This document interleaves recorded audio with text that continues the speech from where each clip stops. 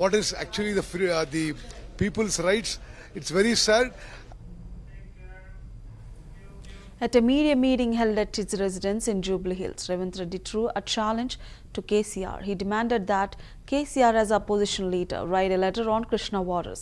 Reddy declared he was ready for a debate on who committed injustice in Krishna water allocations. He alleged that BRS betrayed Telangana more during its rule than in the United States era. He stated that his willingness to discuss both Godavari and Krishna waters in the assembly.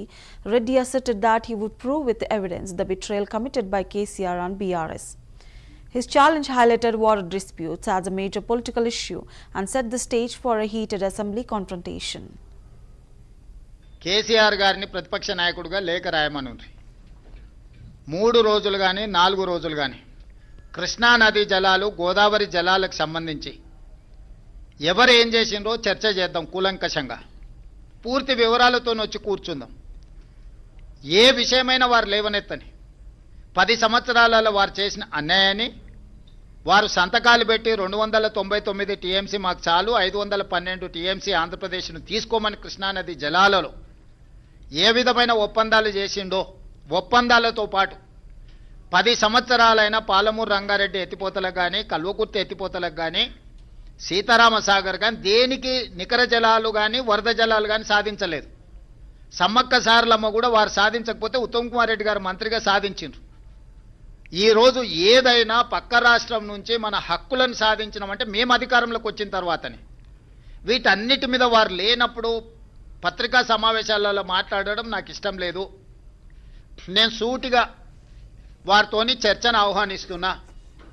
Chandrashekar Rao గారు BRS office కార్యాలయంలో చర్చించడం కాదు, వారు అడిగితే ఎప్పుడంటే అప్పుడు ప్రత్యేక సమావేశాలు ఏర్పాటు చేస్తా. కృష్ణా గోదావరి జలాల మీద చర్చ చేద్దాం. పూర్తి వివరాలను వాస్తవాలను ప్రజలకు వివరిద్దాం. Chief Minister Revant Reddy stated that his government had responded to the Speaker's decision, adding that anyone dissatisfied should approach the courts. He recalled Harish Rao himself had admitted that BRS held 37 MLAs.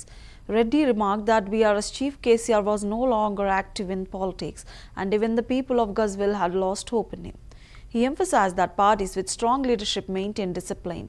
Reddy further highlighted that for the first time since the formation of Telangana, local body elections were conducted in a democratic manner, underscoring his government's commitment to transparent political processes. Speaker గారి నిర్ణయం మీద రాజకీయ పార్టీగా మేము స్పందించడానికి ఏమీ లేదు. Speaker గారి నిర్ణయాన్ని వాళ్ళకు నచ్చకపోతే న్యాయస్థానాలు ఉన్నాయి. ఇప్పుడు నేను వాళ్ళ అవగాహన రాహిత్యానికి జాలి పడుతున్నా. పదే హరీష్ రావు గారు శాసనసభలోనే మేము 37 మంది శాసనసభ్యులు ఉన్నాం, మాకింత సమయం ఇవ్వాలని మాట్లాడింది మీరు కళ్ళతో చూసిరు, మీరు చెవులతో విన్నారు, అవునా? ప్రతిసారి శాసనసభ ముగింపు సమావేశాలలో స్పీకర్ గారు ఒక బులెటిన్ ఇష్యూ చేస్తారు. ఏ పార్టీకి ఎంతమంది శాసనసభ్యులు ఉన్నారు, వారు ఎంతెంత సమయం మాట్లాడినరని ప్రతిసారి బులెటిన్ ఇష్యూ చేస్తారు స్పీకర్ గారు. ఇప్పటివరకు జరిగిన అన్ని శాసనసభ సమావేశాల ముగింపులో స్పీకర్ గారు స్పష్టంగా ప్రకటించారు. ఏ ఒక్క రోజు కూడా స్పీకర్ గారి నిర్ణయాన్ని వాళ్ళు ప్రశ్నించలేదు.